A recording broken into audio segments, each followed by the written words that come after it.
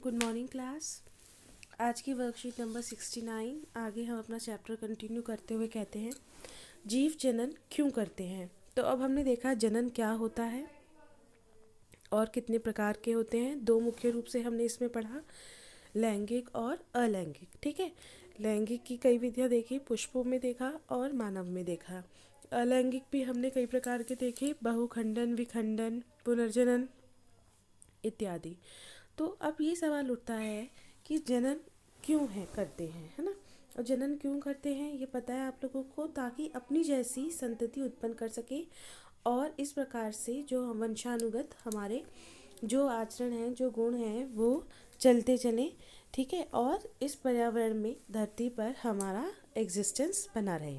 ठीक है, तो निषेचन, इस कड़ी में आगे पॉइंट आता है निषेचन का। निषेचन वह विधि है जिसमें नर युग्मक व मादा युग्मक आपस में मिलकर युग्मनज बनाते हैं, उसे हम निषेचन कहते हैं।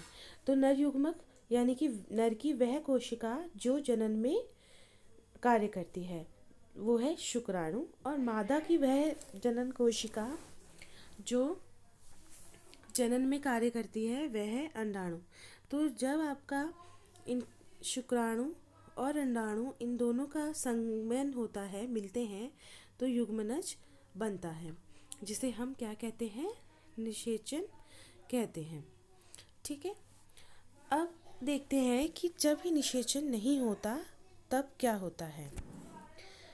ठीक है, तो क्या होता है जब अंडे का निषेचन नहीं होता।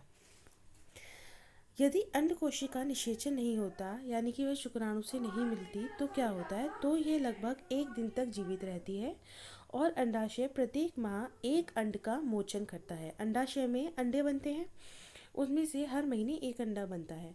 गर्भाशय की अंदरूनी दीवार मोटी व स्पॉन्जी होती है ताकि निषेचन के बाद वहाँ पे भ्रूण आराम से स्थापित हो सके।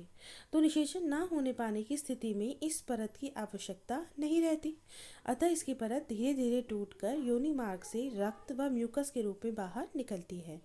यह चक्र लगभग हर महीने होता है और इसी को हम क्या कहते हैं, ऋतुस्राव, मासिक स्राव या रजोधर्म या पीरियड्स कहते हैं।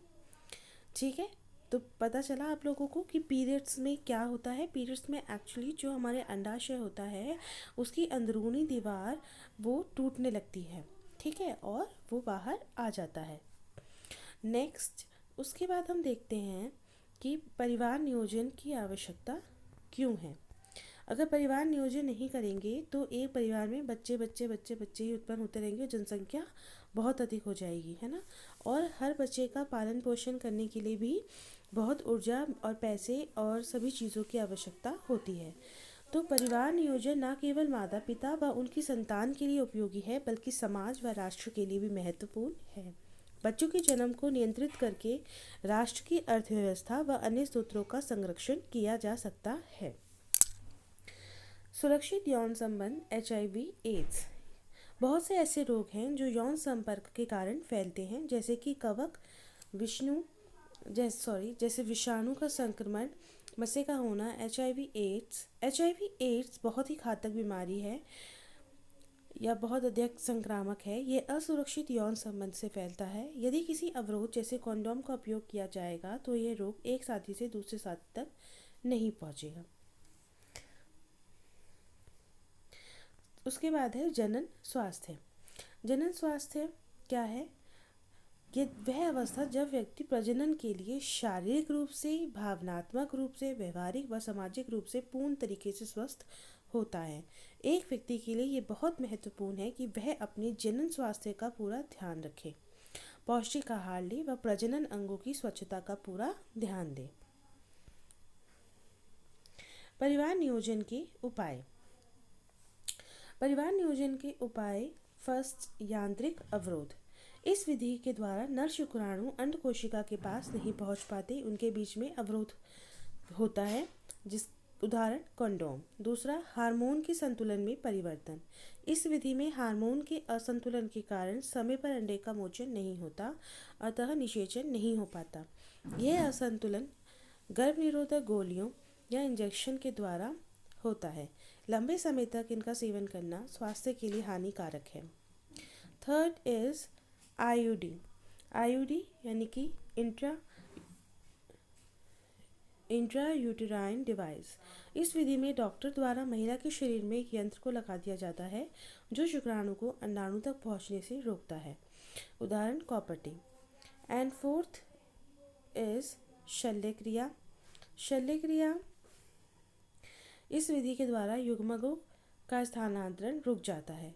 पुरुषों में यदि शुक्र वाहिका को अवरुद्ध कर दिया जाता है जिससे शुक्राणु का स्थानांतरण रुक जाता है, उसे वैसेक्टमी कहते हैं। महिलाओं की अंडवाहिनी में जब अवरुद्ध कर दिया जाता है और अंडे गर्भाशय तक नहीं पहुंच पाता तो निषेचन नहीं होता, उसे ट्यूबेक्टोमी कहते हैं। तो क्वेश्चन आ सकता है कि वेस्किटोमी और ट्यूबेक्टोमी में क्या अंतर है। वेस्किटोमी वह विधि है जिसमें पुरुषों की शुक्रवाहिकाओं में अवरुद्ध कर दिया जाता है, और जब ये विधि महिलाओं की अंडवाहिनी में की जाती है तो उसे हम ट्यूबेक्टोमी कहते हैं।